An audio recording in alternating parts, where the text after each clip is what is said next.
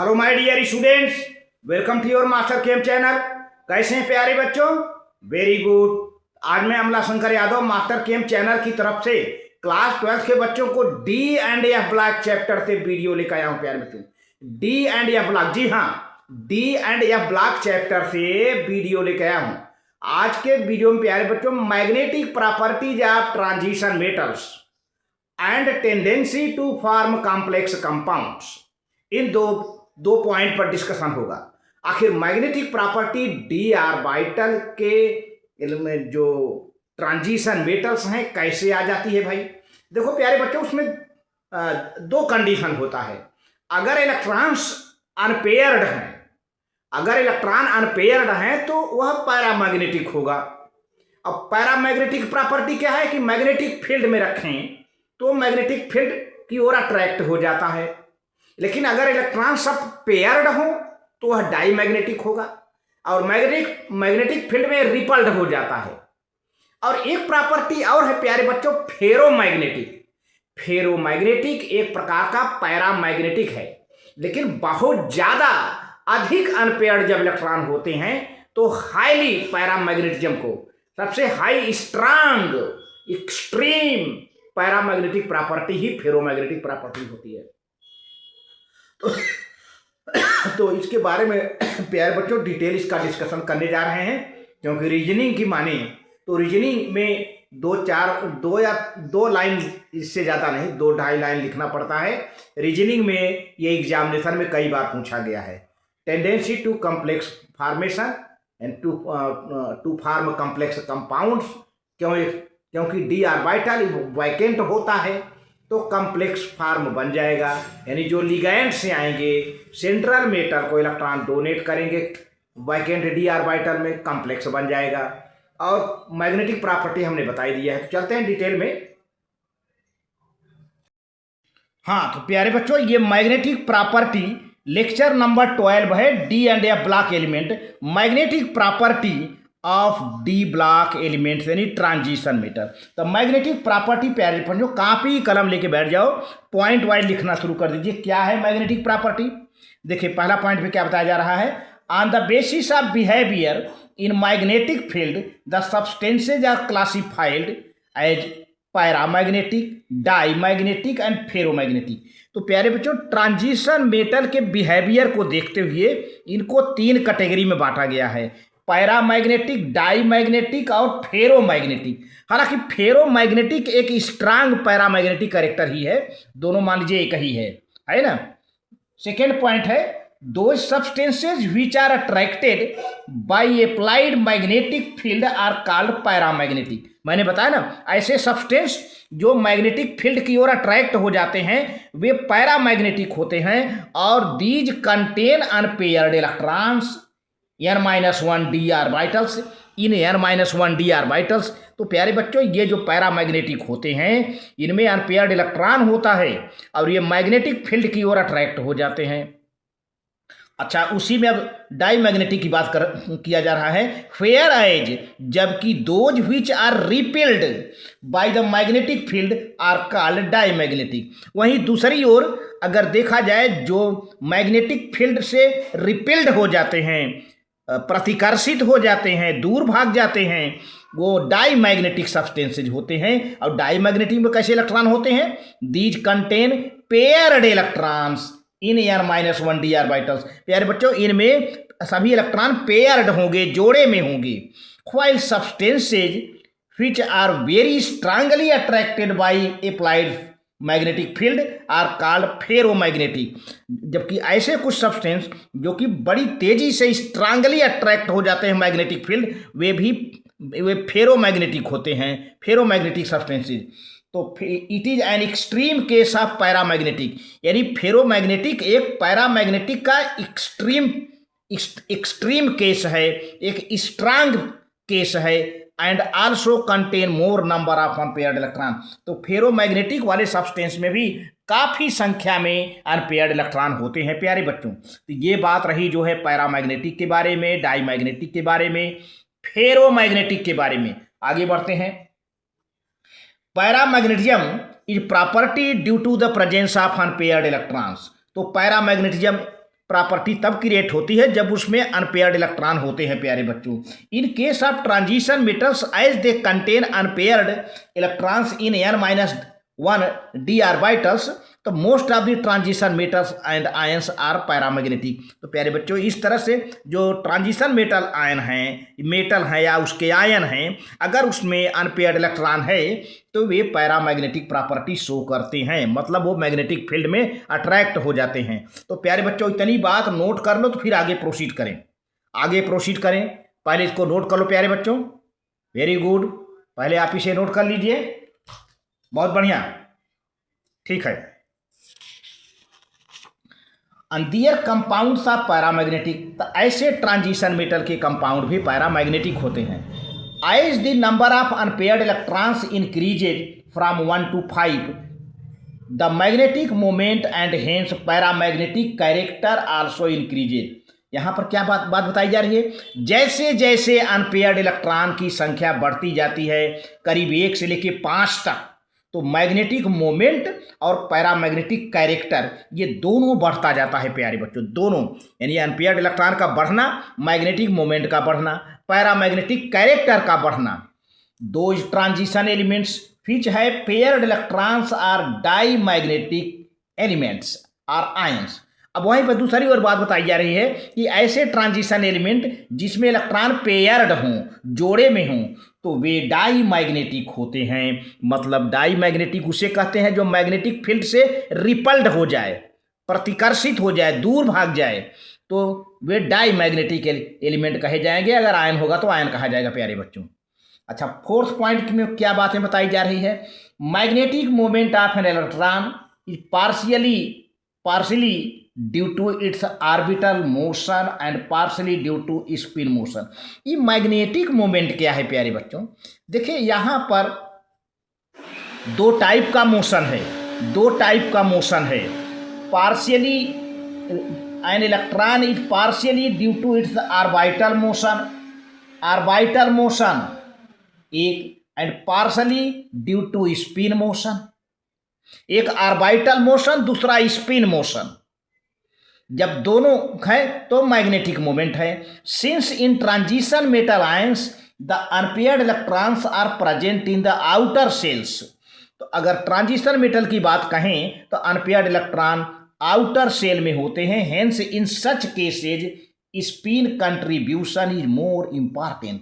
ऐसे केस में स्पिन का जो मोमेंट है, स्पिन कंट्रीब्यूशन है, वो ज़्यादा इंपॉर्टेंट हो जाता है देन द ऑर्बिटल कंट्रीब्यूशन, क्योंकि मोशन तो दोनों को हो रहा है, ऑर्बिटल का या और स्पिन का।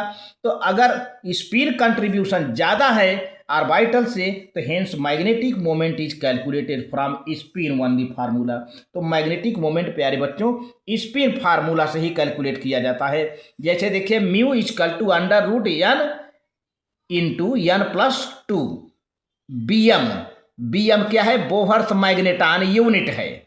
bm का मतलब होता है, bm का फुल फॉर्म है बोहर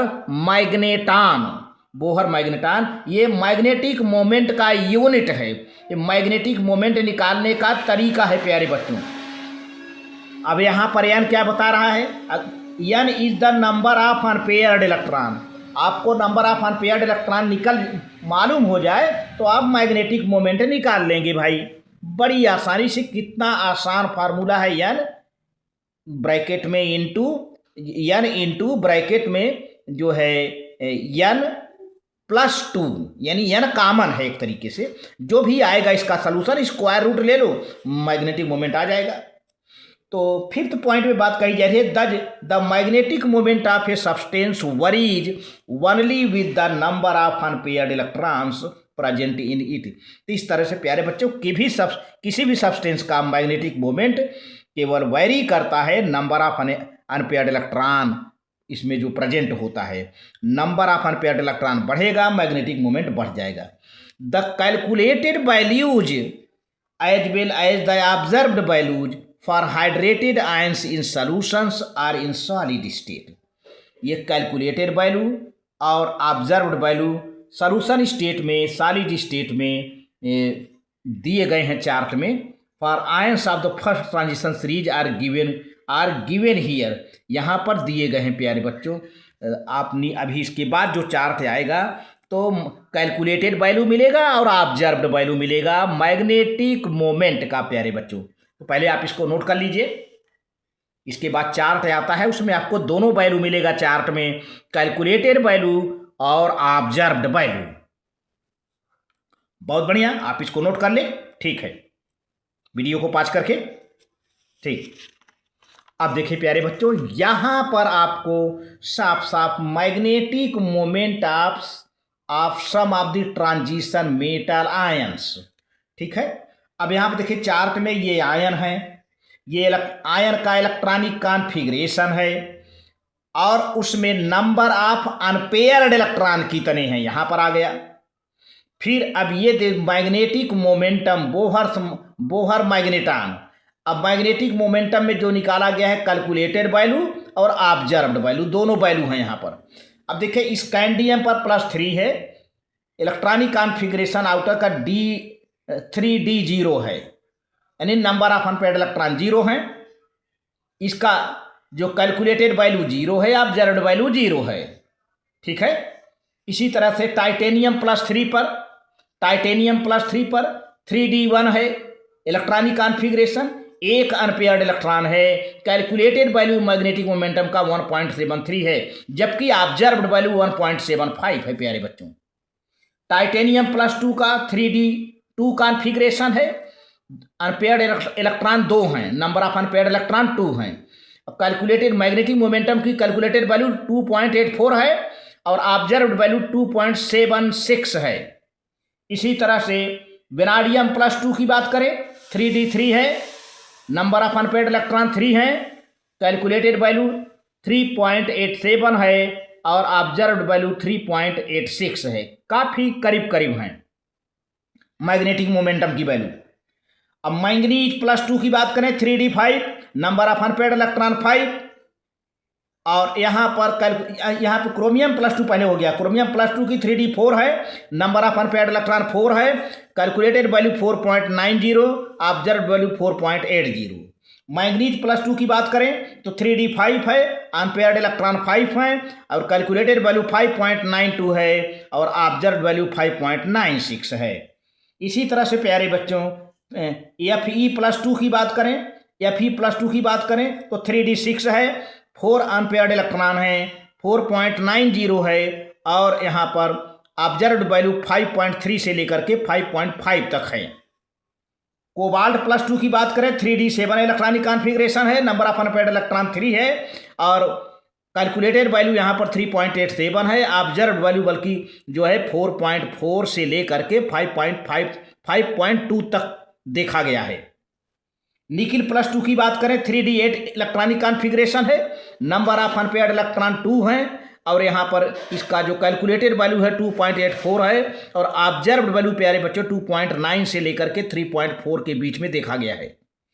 कॉपर +2 की बात करें तो 3D9 है, इलेक्ट्रॉनिक कॉन्फ़िगरेशन, केवल एक अनपेयर्ड इलेक्ट्रॉन है प्यारे बच्चों, 1.73 कैलकुलेटेड वैल्यू है और 1.8 से 2.2 तक के बीच में मैग्नेटिक मोमेंटम ऑब्जर्व किया गया है। और जिंक की बात करें, जिंक +2 की 3D10 है, 3D10 है क्योंकि सारे इलेक्ट्रॉन पेयर्ड है, डी पूरा भरा हुआ है तो अनपेयर्ड इलेक्ट्रॉन कुछ नहीं है, अनपेयर्ड इलेक्ट्रॉन कोई है ही नहीं है और मैग्नेटिक मोमेंटम इसका कैलकुलेटेड 0 है, ऑब्जर्व्ड भी 0 है प्यारे बच्चों। तो आप इसको स्क्रीनशॉट भी ले सकते हैं क्योंकि ये बहुत ज़रूरी है, कई बार इससे क्वेश्चन बीच बीच में आ गया है प्यारे बच्चों, तो आप इसको जानते रहिए। तो आप देख रहे हैं सबसे ज़्यादा मैग्नेटिक मोमेंटम किसका मिल रहा है, मैंगनीज का, 5.92 से लेके 5.96 सबसे ज़्यादा, मतलब सबसे ज़्यादा अनपेयर्ड इलेक्ट्रॉन है, सबसे ज़्यादा अनपेयर्ड इलेक्ट्रॉन है। आप पूरे देखिए यहाँ से, सबसे ज़्यादा अनपेयर्ड इलेक्ट्रॉन मैंगनीज में है 5, जिसको मैंने सर्किल कर दिया है। ठीक, अब प्यारे बच्चों यहाँ पे द पैरामैग्नेटिक और diamagnetic nature of substance can be found by weighing the substance. किसी भी सब्सटेंस को वेट करके हम उसकी पैरामैग्नेटिक डाईमैग्नेटिक नेचर को मेजर कर लेते हैं। कैसे? First in the air, then after suspending it between poles of magnetic field. सबसे पहले तो एयर में वेट कर लेते हैं, इसके बाद फिर मैग्नेटिक फील्ड में इसको लटका करके सस्पेंड करके हम कर लेते हैं। तो अब देखिए यहाँ पर एयर में है ना, यहाँ पर एयर में है, डायग्राम बना हुआ है, ए है, बी है, सी है, तीन कंडीशन है। ये तो एयर में है और ये दोनों मैग्नेटिक फील्ड में है। यहाँ पर देखिए, पहले इसको हम दिखा देते हैं। तो first in air and after suspending it between the poles of the magnetic field, ठीक है। If the sample weighs more in the magnetic field, it shows that it is attracted by the magnetic field and hence it is paramagnetic. B की बात करता हूँ।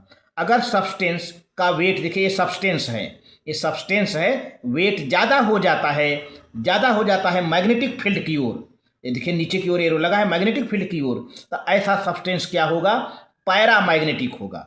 ऐसा substance मतलब ये paramagnetic है। देखिए यहाँ मैग्नेटिक फील्ड है, यानी एस है ना, यहाँ मैग्नेटिक फील्ड है, यहाँ पर एयर है सिंपली।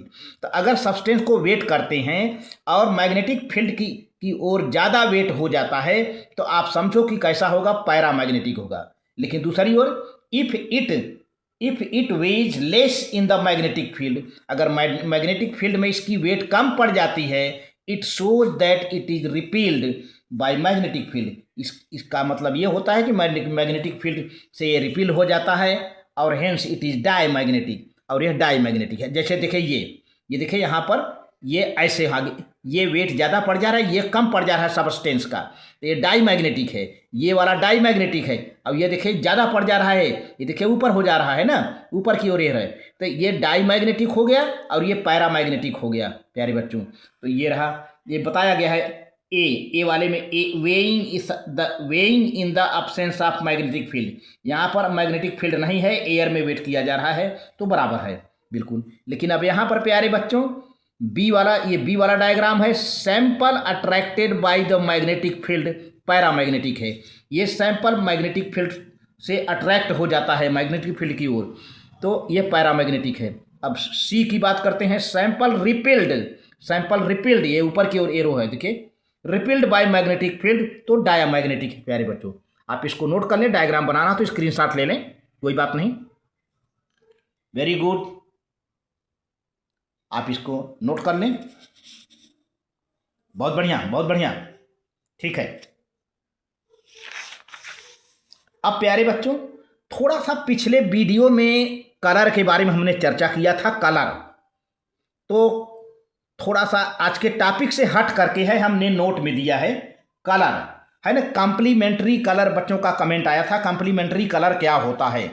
कॉम्प्लीमेंट्री कलर वो होते हैं प्यारे बच्चों, ऐसे जिन कलर को आपस में मिला दिया जाए तो वे व्हाइट कलर में बदल जाएं, तो ऐसे कलर को हम कॉम्प्लीमेंट्री कलर कहते हैं। तो देखिए note, red and greenish blue are said to be complementary. Red और ग्रीनिश ब्लू कलर, इनको हम कॉम्प्लीमेंट्री कलर कहते हैं। अब complementary colours are those which when mixed together produce white colour. तो कॉम्प्लीमेंट्री कलर वे होते हैं जो आपस में मिला देने पर ये व्हाइट कलर में कन्वर्ट होते हैं। अब जैसे देखिए रेड एंड ग्रीन, ये आज के टॉपिक से थोड़ा अलग है ना। पिछले वीडियो में कलर की बात आई थी तो कॉम्प्लीमेंट्री बच्चे समझ नहीं पाए। तो अब जैसे कोई सब्सटेंस रेड को एब्जॉर्ब करता है, तो कौन सा कलर इमिट करेगा? ग्रीन, है ना। तो रेड का कॉम्प्लीमेंट्री कलर कौन है? ग्रीन है। यानी रेड और ग्रीन आपस में मिला दिया जाए तो क्या बनेगा? व्हाइट कलर बनेगा। तो ग्रीन का कॉम्प्लीमेंट्री कलर रेड का कॉम्प्लीमेंट्री कलर ग्रीन, ठीक है।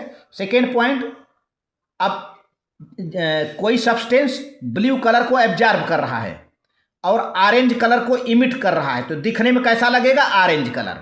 उसी तरह से यहाँ पर कोई सब्सटेंस, कोई मटेरियल अगर रेड कलर लाइट एब्जॉर्ब कर रहा है और ग्रीन कलर को इमिट कर रहा है, तो देखने में रेड नहीं लगेगा, ग्रीन लगेगा। ग्रीन जो जिस कलर को इमिट करता है उसी कलर को देखने में लगेगा। तो रेड का कॉम्प्लीमेंट्री कलर ग्रीन हो गया। अब ब्लू कलर मान लीजिए एब्जॉर्ब करता है तो निश्चित रूप से ऑरेंज कलर इमिट करेगा, क्योंकि ब्लू का कंप्लीमेंट्री कलर कौन है? Orange colour. तो वो सब्सटेंस, वह मटेरियल देखने में कैसा लगेगा? ऑरेंज कलर का दिखेगा, क्योंकि ऑरेंज कलर का इमिशन कर रहा है वो। येलो और पर्पल की बात करें, येलो का कंप्लीमेंट्री कलर क्या है? पर्पल यानी वायलेट। अगर येलो कलर को एब्जॉर्ब करेगा तो निश्चित रूप से किस कलर का इमिशन करेगा? पर्पल कलर का। तो वो देखने में पर्पल या वायलेट जैसा लगेगा। अब कुछ दो दो रंग टाइप के कभी कभी एब्जॉर्प्शन होता है, जैसे कोई मटेरियल रेड और थोड़ा थोड़ा ऑरेंज को एब्जॉर्ब कर लेता है, रेड और ऑरेंज, तो इमिट करेगा ब्लू और ग्रीन। ब्लू और ग्रीन एब्जॉर्ब करे, इमिट करेगा प्यारे बच्चों। जब रेड और ऑरेंज एब्जॉर्ब किया तो रेड और ऑरेंज ये दो कलर हैं, इन दोनों का कंप्लीमेंट्री कलर है ब्लू और ग्रीन, तो ब्लूइश ग्रीन देखने में लगेगा। तो रेड और ऑरेंज का कंप्लीमेंट्री कलर ब्लू ग्रीन हो गया। इसी तरह से अगर कोई मटेरियल येलो ऑरेंज एब्जॉर्ब करता है तो देखने में ब्लूइश वायलेट दिखेगा, यानी ब्लू और वायलेट मिक्स कलर जो है वो इमिट करेगा। इसी तरह से 6 पॉइंट है, रेड और वायलेट को एब्जॉर्ब करता है तो इमिट कैसा करेगा? येलो और ग्रीन कलर का, येलोइश ग्रीन, येलोइश ग्रीन इसे कहते हैं, येलो और ग्रीन कलर का। तो ये रहा थोड़ा सा पॉइंट टॉपिक से हट करके पिछले वीडियो का जो कलर फॉर्मेशन है कंप्लीमेंट्री, किस कलर का दिखेगा। तो कोई मटेरियल उसी कलर का दिखता है जिस कलर को वह इमिट करता है, जिस कलर को एब्जॉर्ब करता है वो कलर का नहीं दिखेगा, जिस कलर को वह इमिट करता है प्यारे बच्चों। बाकी आपका डिस्कशन कोऑर्डिनेशन केमिस्ट्री जब आएगी तो उसमें हम डिस्कस करेंगे विधिवत। अच्छा, अब कॉम्प्लेक्स फॉर्मेशन जो कि टॉपिक से रिलेटेड है, complex formation transition metal complex बनाते हैं, क्योंकि डी ऑर्बिटल प्यारे बच्चों वैकेंट होता है और इसी वैकेंट डी ऑर्बिटल में लिगैंड अपना इलेक्ट्रॉन डोनेट करते हैं, कॉम्प्लेक्स बन जाता है। लिगैंड क्या होते हैं? जो ट्रांजिशन मेटल आयन को अपना इलेक्ट्रॉन डोनेट करके कोऑर्डिनेट बॉन्ड बनाते हैं। लिगैंड हमेशा एनायन होते हैं या न्यूट्रल मॉलिक्यूल होते हैं। Transition metal ions form large number of complex compounds. Complex compounds are those which have a metal ion linked to a number of negative ions anions. प्यारे बच्चों, ये जो ट्रांजिशन मेटल आयन कई negative ion, anion या neutral molecule से link होते हैं और तो कॉम्प्लेक्स बनाते हैं। They having loan pair of electrons, ये जो निगेटिव आयंस हैं या न्यूट्रल मॉलिक्यूल्स हैं, इनके पास लोन पेयर ऑफ इलेक्ट्रॉन है, ये अपना लोन पेयर इलेक्ट्रॉन डोनेट कर देते हैं सेंट्रल मेटल को और कॉम्प्लेक्स बन जाता है। These ions of molecules are called ligands. तो ये जो आयन हैं या जो मॉलिक्यूल्स हैं वे लिगैंड कहे जाते हैं। Ligands donate lone pair of electrons to central metal यानी transition metal ions forming coordinate bonds and that is called complex compound. उसी को हम कॉम्प्लेक्स कंपाउंड कहते हैं। देखिए एग्जांपल यहाँ पर, अब यहाँ पर माइनस है, यहाँ माइनस है, यहाँ प्लस है, यहाँ प्लस है। अगर माइनस होगा तो सेंट्रल मेटल के नाम के लास्ट में 8 लगा देते हैं, 8 हेक्सासाइनोफेरेट, हेक्सासाइनोफेरेट यहाँ भी है, ठीक है। अब यहाँ पर चूंकि प्लस है तो कापर का ही नाम लेंगे। ऑक्सीडेशन नंबर मैं नहीं लिख रहा हूँ, ऑक्सीडेशन नंबर नॉमेनक्लेचर आपको बताया जाएगा। टेट्रामाइन कॉपर, टेट्रामाइन जिंक, है ना, ये हो गया। तो आप इसको नोट कर ले प्यारे बच्चों, आप नोट कर लें। जी हाँ, ठीक है। अब देखिए टेट्रासाइनो निकिलेट, यहां पर माइनस है तो निकिल से निकिलेट। टेट्राक्लोराइडो प्लेटिनेट, माइनस रहेगा प्लेटिनेट 8। माइनस के अलावा कोई चिन्ह हो प्लस और 0 तो 8 नहीं लगता है, उसका ओरिजिनल नाम लिया जाता है। तो such complex compounds are not formed by S and P block elements. तो देखा जाए एस और पी ब्लॉक एलिमेंट जो पीरियाडिक टेबल में है, एस ब्लॉक के एलिमेंट, पी ब्लॉक के एलिमेंट इस तरह का कॉम्प्लेक्स कंपाउंड नहीं बनाते, क्योंकि उसमें डी ऑर्बिटल है नहीं। तो लिगैंड अपना इलेक्ट्रॉन कहाँ रखेगा, कहाँ डोनेट करेगा, इसीलिए एस ब्लॉक और पी ब्लॉक के एलिमेंट कॉम्प्लेक्स बनाते नहीं। अच्छा, एक्सप्लेनेशन अब ट्रांजिशन मेटल के बनाने का। Transition metal form complex because of following reasons. अब ये एक यहाँ पर बड़ा ऊंची पॉइंट खुल के आ रही है, ट्रांजिशन मेटल आखिर कम्प्लेक्स क्यों बनाते हैं। भाई कम्प्लेक्स बनाते हैं, अगर आपसे पूछ लिया जाए क्यों कम्प्लेक्स बनाते हैं वाइब्रा में, तो क्या जवाब देंगे। तो देखिए यहाँ पर 3 पॉइंट इंपॉर्टेंट है। Comparatively smaller size of their metal ions, तो ट्रांजिशन मेटल की साइज बहुत छोटी होती है, इसलिए वो कॉम्प्लेक्स बना लेते हैं, पहला रीजन। दूसरा, their high ionic charges, large ionic charge plus size ratio जो है ज़्यादा होता है। और availability of vacant D orbital सबसे इंपॉर्टेंट है, वैकेंट डी आर्बिटल काफ़ी अवेलेबल होते हैं, so that these orbitals can accept lone pair of electrons donated by the ligands. तो प्यारे बच्चों यहाँ पर एक बार मैं लिगेंड के बारे में फिर समझाना चाहूँगा। लिगेंड क्या है, देखिए ये सेंट्रल मेटल है, ये सेंट्रल मेटल है जिसको आप ट्रांजिशन मेटल कहते हैं। हमने एम से दिया, मान लीजिए इस सेंट्रल मेटल को हम ट्रांजिशन मेटल नाम देते हैं, कोई भी मेटल हो, है ना। अब सेंट्रल मेटल हमेशा पॉजिटिव आयन बनाएगा। अब इससे जो इलेक्ट्रॉन डोनेट करेगा ये लिगैंड है। यल क्या है, लिगैंड है। ये लिगैंड क्या होता है, न्यूट्रल भी होता है और एनायन भी होता है। इस तरह से प्यारे बच्चों यहाँ भी लिगैंड है, यहाँ भी देखिए है ना, तो लिगैंड है। अब ये लिगैंड प्यारे बच्चों एनायन भी होते हैं और न्यूट्रल भी होते हैं, जैसे अमोनिया, वाटर, है ना, एनायन, ये लिगैंड हैं। और सेंट्रल मेटल को इलेक्ट्रॉन डोनेट करके कौन सा बांड है, ये बांड है कोऑर्डिनेट बांड, कोऑर्डिनेट जिसको डेटिव बांड कहते हैं, कोऑर्डिनेट बांड बना लेते हैं। और यही है प्यारे बच्चों कॉम्प्लेक्स बन जाता है, कॉम्प्लेक्स बन जाता है, जिसका हम डिटेल डिस्कशन अगले चैप्टर में कोऑर्डिनेशन कंपाउंड में करेंगे। तो अभी मेरा डिस्कशन केवल डी एंड एफ ब्लॉक के एलिमेंट को लेकर के चल रहा है। तो आज का हमारा डिस्कशन रहा प्यारे बच्चों जो है ये क्या कहते हैं कि इनका कॉम्प्लेक्स फार्मेशन का डिस्कशन रहा। और विशेष तौर से प्यारे बच्चों जो डाई मैग्नेटिक, पैरामैग्नेटिक, फेरोमैग्नेटिक यानी मैग्नेटिक प्रॉपर्टी को लेकर रहा। तो काफ़ी बच्चे परेशान रहते हैं कि मैग्नेटिक प्रॉपर्टी क्या है। तो आप समझ गए होंगे डाई मैग्नेटिक कैसे हो जाता है, पैरामैग्नेटिक कैसे हो जाता है, फेरोमैग्नेटिक एक तरह से पैरामैग्नेटिक ही है, बशर्ते वहाँ पे स्ट्रांग पैरामैग्नेटिक प्रॉपर्टी आ जाती है, ज़्यादा अनपेयर्ड इलेक्ट्रॉन हो जाते हैं। तो इस तरह से प्यारे बच्चों ये वीडियो है, आप नोट कर लें। Thank you very much.